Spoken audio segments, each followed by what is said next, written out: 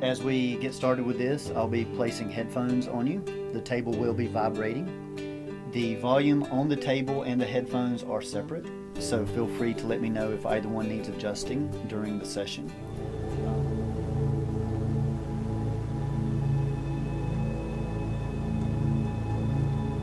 I will be using tuning forks to work with your, bring your chakras into alignment.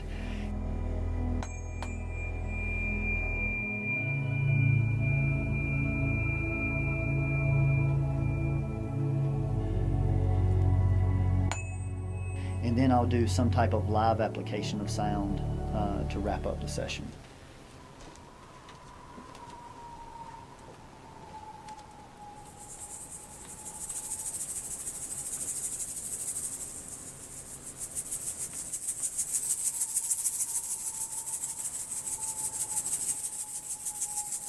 So, Alexander, why did you end up involved in sound healing as your life path? Actually, it stems from my 20s, being a musician, a traveling musician, and that was my goal, my intention. I wanted to be a professional musician and write original music. And so I did that, touring around for 11 years, and then I got introduced to just alternative healing methods in a very kind of casual way through herbs and starting to hear about energy and subtle energy and things like that. And so I went to a health expo, and I walked in. As soon as I walked in, I had a friend with me, and I heard this sound. And this sound was this exact bowl. So I heard that sound, and I turned to my friend, and I said, I don't know what that is, but I have to have that sound. And that day, I spent almost $800 buying 3 bowls and brought them home and set them in my living room floor and literally said out loud, okay, now what are we going to do?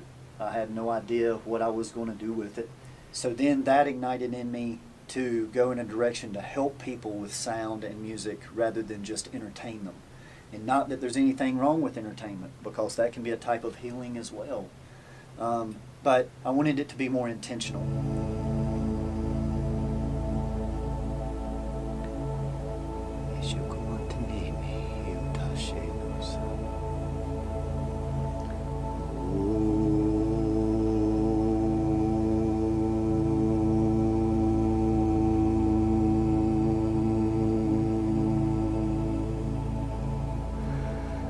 The purpose of that is for them to feel the power of sound, and I do mean sound as opposed to just music, because that's what changed with me as I got less interested in the technicalities of music and more interested in the simplicities.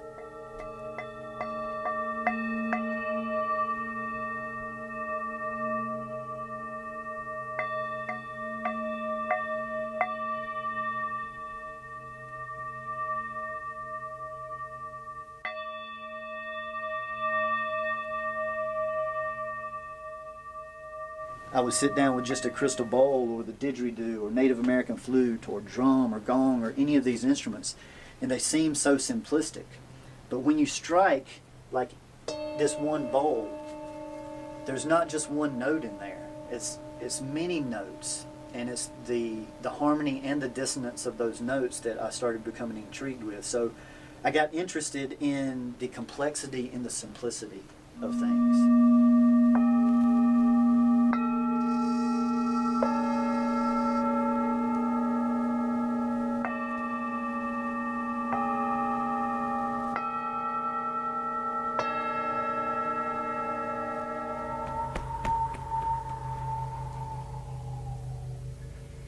Sekumatenene eu te shekusa seumate e tu shenenu. Sekumatane se tu shene se eu tusha. Sekuma e tu nene se tushe sekuma. Of course, the vocables that I was using during that, or what sounds like chanting, in ancient cultures that was considered the highest form of communication, because there is no intellectual connection. I'm not chanting any mantras. It's just spontaneous vibration that comes out and allows the people or the person to receive the message that is meant for them, not the message that I'm intending to send. So Alexander, I know that you have developed a lot of tools for your practice, and that's kind of part of your persona, as you're this quirky inventor. So tell us more about what you're doing here. You don't have to be quirky, you can be creepy. I accept I mean, quirky. we could do whichever. We can Quirky, frame freaky, your you know. personality.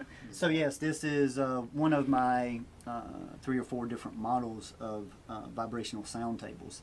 So these emit vibration through what's called transducers, which are similar to speakers, except they emit vibration rather than sound.